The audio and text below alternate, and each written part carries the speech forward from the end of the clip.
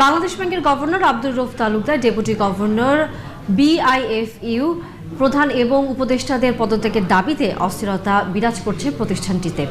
বিভিন্ন অনিয়মের অভিযোগে বুধবার সকালে বিক্ষুব্ধ কর্মকর্তা কর্মচারী কেন্দ্রীয় ব্যাংকের মূল ভবনের ভেতরে বিক্ষোভ মিছিল করেন। এ সময় একজন ডেপুটি গভর্নর সাদা কাগজে সই করে পদত্যাগে বাধ্য হন। বিস্তারিত সুশান্ত সিনহার রিপোর্টে।